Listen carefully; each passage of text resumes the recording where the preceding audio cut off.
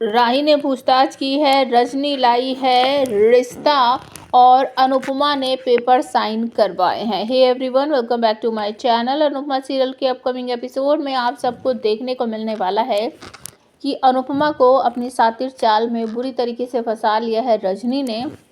अब वो भारती के लिए रिश्ता लेकर आती है, वो भी अपने बेटे का। और पहले तो उससे उसके बारे में पूछताछ करती है कि भारती के साथ क्या हो रहा है, कैसे, कौन है वो जो उसके गले पर चाकू लेकर आ गया था, और किस तरीके से मेरे बेटे ने तुम लोगों को बचाया, तूने किस तरीके से उस पर चाकू दिखाया, मतलब ये क्या हो रहा है, क्या रिश्ता क्या है भारती का उसके साथ। तो वो सारी बात बता देती है अनुपमा भारती के बारे में कि ऐसे ऐसे उसका रिश्ता हुआ था, इस तरीके से उसकी शादी टूट गई थी, अब वो अलग रह रही है क्योंकि उसका पति पियक्कड़ है और उसे बहुत परेशान करता है।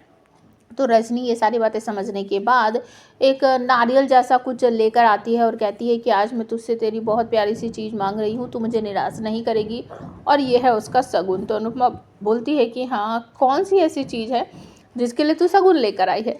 तो वो बताती है कि मैं भारती के लिए रिश्ता लेकर आई हूँ अपने बेटे का, और तू सोच ले, समझ ले, ऐसा कुछ नहीं है कि तुझे अभी हाँ ना में जवाब देना है, तुझे अच्छा लगे तो मुझे सोच समझ कर बता देना। तो अनुपमा कहती है ठीक है, मैं इस बारे में सोचूंगी और फिर तुझे बताऊंगी, पहले मुझे भारती से भी तो पूछना होगा। और घर पर राही जो है वो पढ़ाई में ध्यान नहीं लगा पा रही है। प्रेम उसे समझा रहा है कि टेंशन मत लो, सब ठीक हो जाएगा, बस तुम शांति से अपना जो कोर्स है उसको पढ़ने की, याद करने की कोशिश करो। और अनुपमा का फ़ोन आता है राही के पास उसके पेपर के लिए। वो उसको बता देती है कि भाई तुम्हें ध्यान लगा कर पढ़ना है और तुम चिंता मत करो, तुम पास हो जाओगी, मुझे अच्छी तरीके से पता है, तो मेरी बेबली है, मेरी बेटी है, मुझे उस पर पूरा विश्वास है। और अनुपमा बातों बातों में भी बता देती है कि पराग जी से मेरी मुलाकात हुई थी।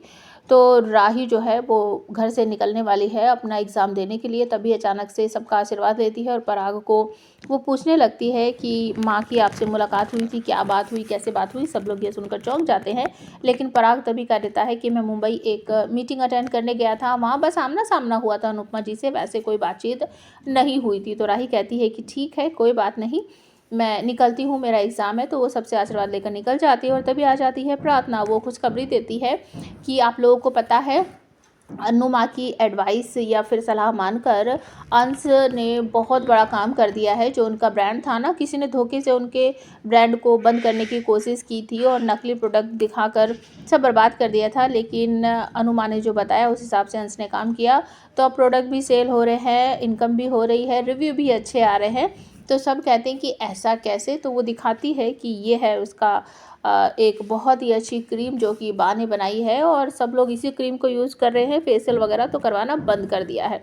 तो ख्याति यहाँ पर तारीफ़ करती है कि चलो अच्छा है, किसी ने तो अनुपमा जी की बात मानी, और जो अनुपमा जी की बात मानता है उसकी नैया तो पार लग जाती है। और बा भड़क पड़ती है, कहती है अच्छा, तो तू उन दोनों के लिए एक मंदिर क्यों नहीं बनवा लेती है, वहीं बैठकर भजन कीर्तन किया कर उन दोनों के नाम का। और अनुपमा एक थप्पड़ भी लगाएगी ईशानी को और कहेगी कि अब निकल जा, बस तू यही चाहती है ना कि अपनी तरीके से ज़िंदगी जिए, अपनी मर्जी से घर आए जाए, और तुझे ये चौल बिल्कुल पसंद नहीं है ना, तो एक काम कर, अपना जल्दी से बैग वैग पैक कर, अपना सामान ले और जा अपने माँ के पास वापस जा। ईशानी हाथ पैर जोड़ती है, नहीं अनुमा, नहीं अनुमा, ऐसा मत करो, मैं वापस नहीं जाऊँगी, मैं यहीं रहूँगी।